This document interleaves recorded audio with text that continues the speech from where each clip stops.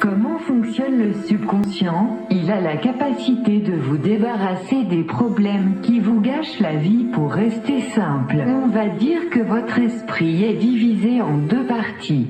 L'une consciente, l'autre inconsciente. La partie consciente assure toutes vos activités quotidiennes, comme par exemple manger, réfléchir à une situation précise, écrire, etc.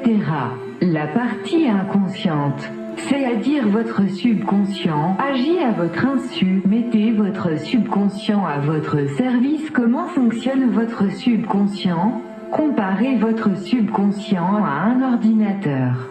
Comme votre ordinateur, votre subconscient est également programmé. Il a une puissance formidable et a une logique pour ainsi dire implacable.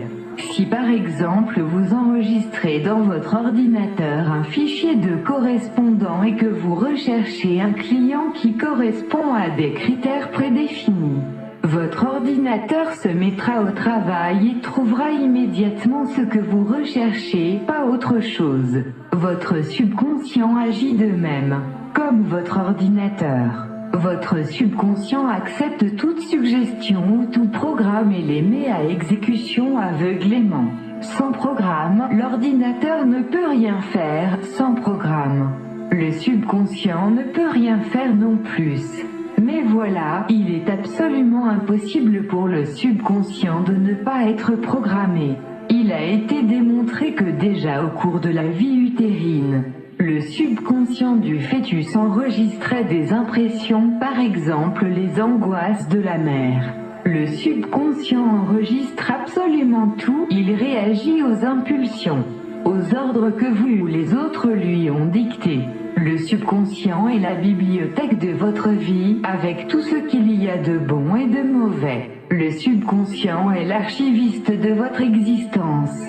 Vos parents, amis et de manière générale la société ont programmé à votre insu votre subconscient.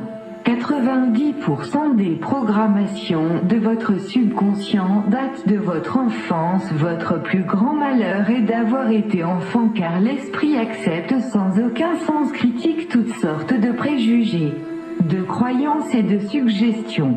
Vos parents vous ont programmé, souvent sans le savoir, et généralement de mauvaise manière. Le subconscient de l'enfant est si impressionnable que les idées si graves et il faut en général des années pour s'en rendre compte et se défaire des impressions négatives qui se sont inscrites dans votre subconscient d'enfant. Un enfant ne naît pas timide, peureux, émotif, c'est l'éducation qu'il aura reçue, les idées qu'on lui aura inculquées sur lui-même qui vont créer la personnalité de l'adulte. L'enfant a été victime de la puissance des mots, ces manifestations foisonnent dans la vie de tous les jours. La société, même nos proches qui prétendent nous aimer, exercent rarement une bonne influence sur notre subconscient. Étant eux-mêmes souvent mal programmés, ils ne mesurent pas l'effet de leurs paroles sur leur entourage. Saviez-vous par exemple que les échecs répétés d'une personne sont dus à son subconscient? Il en va de même des déceptions sentimentales. Vous avez dû entendre parler des maladies psychosomatiques. Certains médecins pensent même que toutes les maladies se développent dans le subconscient. Surprenant, non? Le subconscient est un champ. Si on y sème une graine négative, elle prend racine. Heureusement, l'auto-hypnose va permettre dans un premier temps de déprogrammer et dans un second temps de reprogrammer votre subconscient selon vos désirs. L'auto-hypnose, c'est quoi?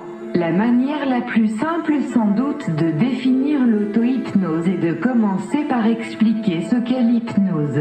L'origine étymologique renvoie au mot grec hypnos, qui désignait le dieu du sommeil. Il est vrai que l'état hypnotique s'apparente à un état semblable au sommeil, mais la comparaison s'arrête là. En effet, le sujet hypnotisé reste lucide et est conscient de tout ce qui se passe. Ses perceptions sont même plus aiguisées que dans l'état de veille normal, mais elles sont d'un autre ordre. Cet état ressemble d'une certaine manière à celui du rêve éveillé. La volonté et la réflexion laissent place à l'imagination et à la libre association des idées. La détente s'installe, de plus en plus profonde, autant au niveau du corps que de l'esprit. Différence entre l'hypnose et l'auto-hypnose. Dans l'hypnose, il y a un hypnotiseur et un hypnotisé. L'hypnotiseur dirige toutes les opérations et le sujet hypnotisé se soumet passivement à ses directives et ses suggestions. En auto-hypnose, vous n'êtes nullement à la merci d'un hypnotiseur peu scrupuleux ou incompétent puisque c'est vous qui jouez le rôle d'hypnotiseur et d'hypnotisé. En outre, l'auto-hypnose est par le fait même plus accessible et beaucoup moins coûteuse. Vous êtes seul avec vous-même, avec la partie la plus profonde et aussi la plus puissante de votre personnalité. Le centre de votre être. Vous n'avez pas à confier à un autre vos problèmes. Vous êtes seulement confronté avec vous-même, avec les obstacles que vous voulez surmonter ou les habitudes que vous allez changer. Vous allez communiquer avec votre subconscient.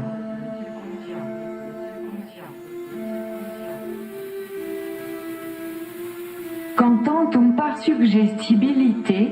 Tout simplement ceci, c'est la capacité du subconscient de recevoir une suggestion du conscient. Une suggestion orientée, préétablie en fonction des désirs du sujet. Il est important de bien saisir ce point, car l'auto-hypnose est une technique qui permet d'entrer à volonté en contact avec son subconscient pour en libérer la formidable puissance. Puiser les merveilleuses connaissances qu'il recèle et faire en sorte qu'il travaille pour nous et non contre nous, comme c'est malheureusement le cas chez la plupart des individus. Il a été démontré que la plupart des gens n'utilisaient que 10% de la capacité de leur cerveau. Certains chercheurs prétendent même que nous n'en utilisons que 4%. L'auto-hypnose permet d'augmenter substantiellement cette utilisation et de mettre enfin à contribution, nous devrions dire à notre service, les forces cachées de notre esprit.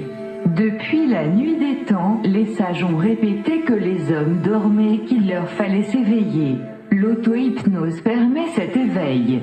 Et il s'agit sans doute de la méthode la plus simple et la plus rapide pour réaliser vos buts dans la vie et atteindre le plein épanouissement de vos capacités.